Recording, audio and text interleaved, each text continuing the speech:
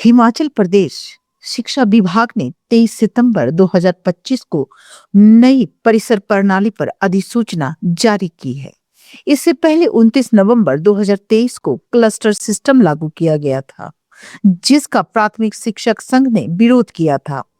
वार्ता के बाद 13 फरवरी 2024 को संशोधित अधिसूचना जारी हुई थी, जिसमें क्लस्टर सिस्टम को केवल रिसोर्स शेयरिंग तक सीमित रखने पर सहमति बनी थी। तय हुआ था कि नर्सरी से 5वीं तक प्रशासनिक नियंत्रण मुख्य शिक्षक और खंड प्रारंभिक शिक्षा अधिकारी के पास रहेगा, लेकिन नई अधिसूचना में प्राथमिक शिक्षा का पूर्ण नियंत्रण प्रिंसिपल को दे दिया गया है। शिक्षक संघ का कहना है कि यह प्राथमिक शिक्षकों के हितों के खिलाफ है, जबकि 1984 से प्राथमिक शिक्षा का अलग ढांचा प्रभावी रूप से कार्य कर रहा है। जिंदाबाद शिक्षक एकता, जिंदाबाद जिंदाबाद जिंदाबाद शिक्षक एकता, जिंदाबाद जिंदाबाद जिंदाबाद।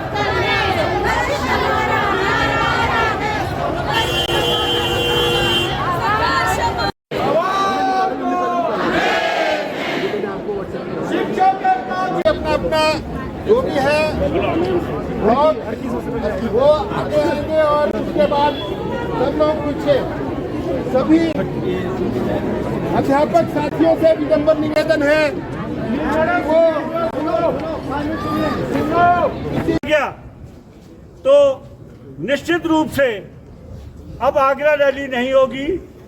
उसके बाद जो है वो धरना प्रदर्शन होगा राज्य स्तर पर, जिसमें है ना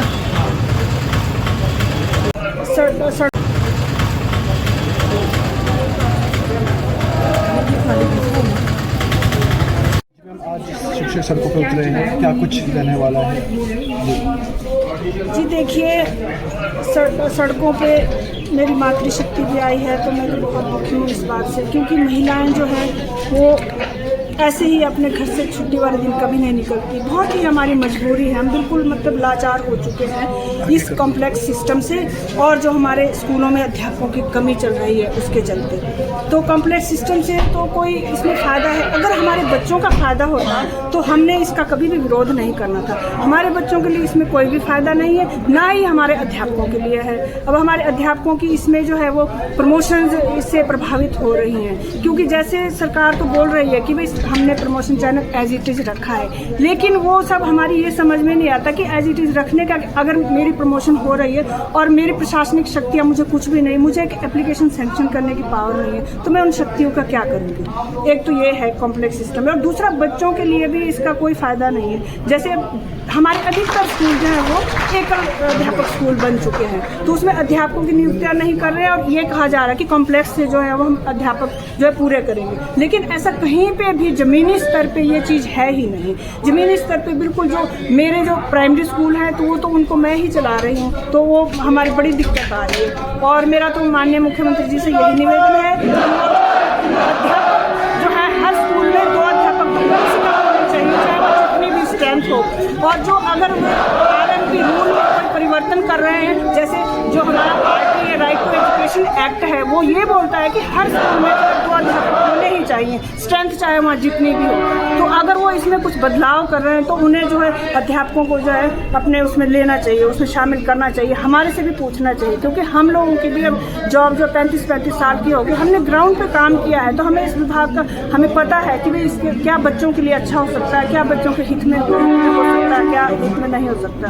जी CBSE का तो हम इतना ज़्यादा विरोध ये है कि भाई CBSE की ज़रूरत नहीं पड़ेगी। अगर मुख्यमंत्री जी हमारे हर स्कूल में क्लास वाइज जो है हर क्लास के लिए एक टीचर देते हैं, तो हमारे बच्चे गुणवत्तापूर्ण शिक्षा अपने आप में, तो हमें CBSE की ज़रूरत ही नहीं पड़ेगी। वैसे हमारा HP बोर्ड भी कोई और नहीं, अगर कोई खामियां हो तो हमें HP बोर्ड में भी हम सुधार कर सकते हैं। वैसे हम CBSE के हम खिलाफ नहीं है, CBSE भी होना चाहिए, लेकिन अगर CBSE स्कूलों में पूरे क्लास वाइज और सब्जेक्ट वाइज टीचर दे रहे हैं, तो जो गाँव में जो स्कूल्स हैं उनमें बच्चों का क्या हक नहीं है पढ़ने का, चाहे वो 10 ही बच्चे पढ़ रहे हैं, चाहे 9 ही बच्चे पढ़ रहे हैं, उनके लिए भी तो अध्यापक चाहिए। अगर सीबीएसई अभी इसका इतना ज़्यादा नहीं, अध्यापक तो बिल्कुल डालेंगे, वो तो अभी भी अपने इसमें सरकारी स्कूलों में पढ़ा रहे हैं, जबकि ये तो एक लोकतंत्र का वो है कि तब वो एक झूठ है कि कहीं भी पढ़ा सकते हैं अपने बच्चों को। लेकिन जब सीबीएसई आ जाएगा तो इसमें अध्यापकों की बहुत सारी परेशानियाँ है, क्योंकि हमारे प्रमोशन चैनल का कुछ इसमें अभी क्लैरिटी कुछ भी नहीं है इसमें। मेरा नाम दुर्गेश पृष्ठ है, मैं पीटीएफ अर्की में सीनियर वाइस प्रेसिडेंट हूँ। मैं मायराम शर्मा, प्रदेश अध्यक्ष पुरानी पेंशन बहाली संघर्ष समिति। हमने पेंशन की बहाली के लिए कांग्रेस सरकार से आग्रह किया था और उसका हम धन्यवाद भी करते हैं। लेकिन इस समय वर्तमान समय में प्राथमिक शिक्षा के साथ जो खिलवाड़ किया जा रहा है उसके विरोध में आज यहाँ पर सोलन जिला और पूरे हिमाचल में आग्रह रैली का आयोजन किया। अभी तो हम आग्रह कर रहे हैं और आगे ये लड़ाई लंबी चलेगी अगर सरकार ने हमारी मांग को नहीं माना। मुझे ये कहते हुए बड़ी खुशी हो रही कि राष्ट्रीय सर्वेक्षण में तीसरी क्लास के बच्चों ने पूरे भारत में प्रथम स्थान प्राप्त किया था, लेकिन अब क्लस्टर सिस्टम के साथ पता नहीं क्यों छेड़छाड़ करके उसको कॉम्प्लेक्स सिस्टम बनाया गया है। हम इसका पूरा विरोध करते हैं। एक प्राथमिक अध्यापक आज 8-8 क्लासों को पढ़ा रहा है और अच्छे से पढ़ा रहा है, लेकिन अब हमारा जो पुराना क्लस्टर सिस्टम केंद्रीय मुख्य शिक्षक के अधीन रहता था उसको समाप्त करके कॉम्प्लेक्स सिस्टम बनाया जा रहा है। हम उसका विरोध करते हैं। हम शेयरिंग का तो स्वागत करते थे, हमने शेयरिंग की भी है क्लस्टर सिस्टम के तहत, लेकिन जो कॉम्प्लेक्स सिस्टम के तहत हमारी जो CST की है, हमारी जो ST की, हमारी जो BO की जो पोस्टें ख़त्म की जा रही है वो हमारे साथ बहुत बड़ा धोखा हो रहा है।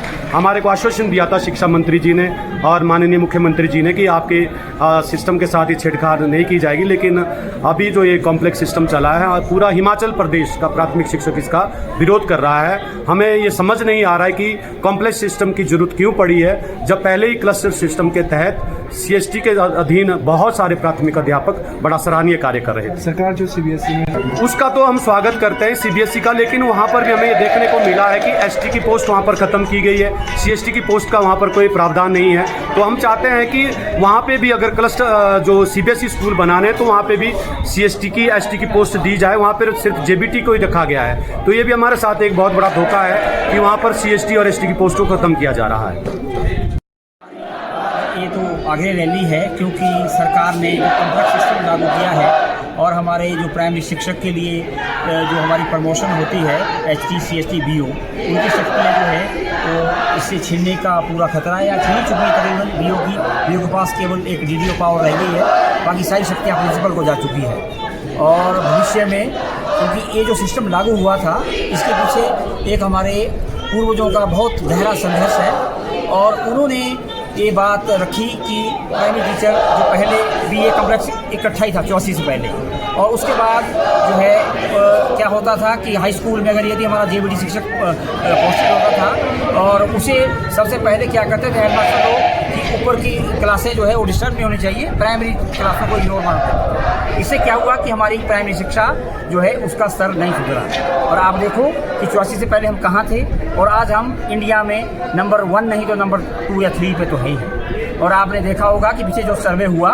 उसमें हम तीसरे पे आए और जो है सेकेंडरी 5वीं पे आया। तो आज इस सिस्टम को क्यों हमने चेंज करना है व्यवस्था परिवर्तन के नाते, क्योंकि अच्छे सिस्टम को क्यों बदलना है, जिसमें कोई खामियां हो उसे तो बदलना चाहिए, परंतु ये हमारे ऊपर जो है तलवार लटकी हुई है। और क्या आज फिर हमारा हर शिक्षक जो है वो असमंजस की स्थिति में है।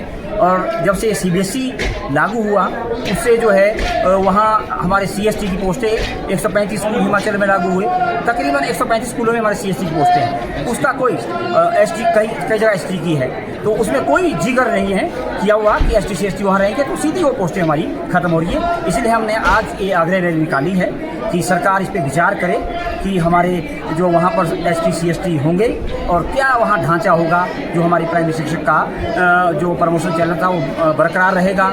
हमारे ST CST ही वहाँ जो है प्राथमिक शिक्षकों को आप प्रशासन चलाएंगे कि कोई और सिस्टम लागू होगा, इसमें कोई क्लियर नहीं।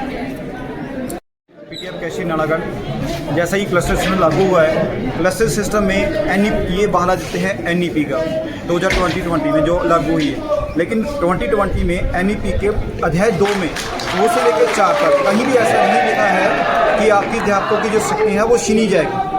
इसमें CST एचडी और बीपीओ एज इट इज ही रहेंगे। उसमें एनईपी में क्लियर लिखा हुआ है। हमारे को समझ में ये नहीं आ रहा है कि हमारी जो पोस्टें क्यों ख़त्म कर रही हैं। क्लस्टर सिस्टम से हमारा अगर क्लस्टर सिस्टम लागू कर रहे हैं, हमारा एक जेबीटी मिनिमम 25 साल में जाकर एचडी बनता है और उसके 6 या 7 साल वो सीएसटी बनता है। देन अगर उसकी सर्विस बची है 3 या 4 साल में वो बी पे बनेगा। तो अगर हमारा क्लस्टर सिस्टम लागू हो जाता है तो हमारी जो ये पोस्टें हैं ये बिल्कुल ख़त्म हो जाएगी और एक जेबीटी जो है जेबीटी ही रिटायर हो जाएगा। जो अपनी 40 साल 35 साल सर्विस दे रहा है वो जेबीटी लगेगा और जेबीटी ही रिटायर हो जाएगा। तो हम सरकार से ये आग्रह करना चाहते हैं कि अगर आप एनईपी का बहाना भी दे रहे हैं तो उसमें अध्याय 2 को पढ़ें। 2.1 से लेकर 2.4 तक बिल्कुल क्लियर लिखा हुआ है कि इनकी शक्तियों को बहीन नहीं किया जाएगा। तो हमारी सरकार से यही आग्रह है। पहले आपने देखा होगा आक्रोश रैली निकलती थी, लेकिन हमने अभी हमारा सरकार से आग्रह है। आग्रह रैली का मतलब होता है कि आग्रह कर रहे हैं, विनती कर रहे हैं। हम सरकार से फिर विनती कर रहे हैं कि आप हमारी बातों को मानिए और हमारी जो पोस्ट है उनको यथावत रखिए।